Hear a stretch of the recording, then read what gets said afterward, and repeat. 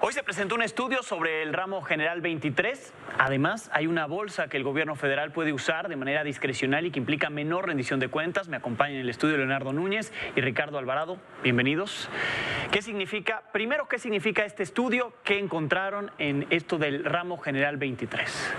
¿Qué tal? Buenas noches. Pues lo que hicimos fue estudiar este ramo general 23, que lo que hace es responder, es una bolsa de caja, una caja chica que tiene el gobierno federal, en el que están guardados fondos en los que no tenemos claro bien a bien cuánto nos vamos a gastar. Sí. Y lo que encontramos es que en los últimos 10 años, tanto los diputados como la Secretaría de Hacienda se dedicó a inyectar recursos a los estados y municipios a través de diferentes fondos en los cuales les llegaban recursos que no tenían ni reglas de operación, en la mayoría de los casos no tenían lineamientos y no tenían claros los objetivos en los que estaban.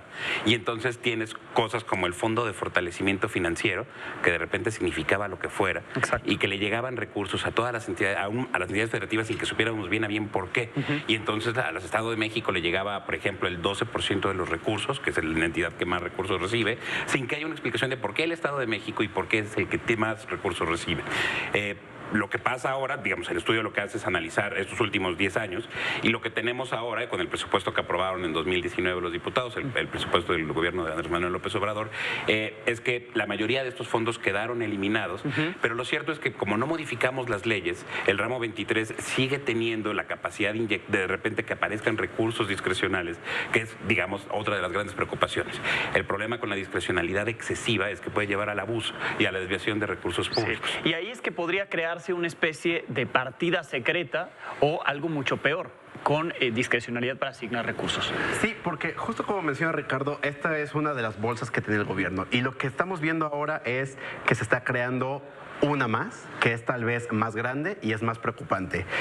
Porque creo que es equivocado llamarle partida secreta, porque la partida secreta tenía dos características. Se gastaba a voluntad del presidente y no sabías a dónde se iba. Okay.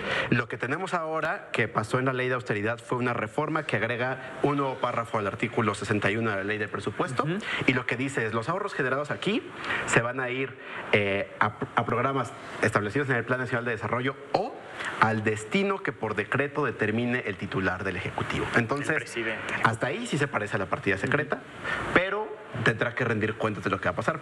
Esto es muy preocupante porque lo que está haciendo es darle al Ejecutivo la facultad de que todos los recortes, sin importar el tamaño que sean, va a poder disponer de ellos sin que tenga que aprobarse por el Legislativo, que se supone que es quien aprueba el presupuesto, y tampoco por la Secretaría de Hacienda, que era quien tenía esta facultad antes y que era por lo que yo me estaba colgado de la lámpara cuando veníamos antes para hablar de dónde quedó la bolita. Esto es como recargarlo y en lugar de decir Hacienda tiene que pasar por un procedimiento, ahora con un decreto del presidente. Entonces, lo que tenemos es estos dos problemas simultáneos. Un ramo 23 que todavía sigue existiendo, que carga muchos problemas, y esto nuevo que tiene la misma lógica, pero tal vez más grande y más descontrolada. Que todavía se podría corregir en la Cámara de Diputados si es que hacen su chamba por allá, en un periodo extraordinario o en el periodo ordinario. Sí, esto es importantísimo porque los diputados, si lo aprueban así como está, ellos mismos estarían cortando la mano. Bien.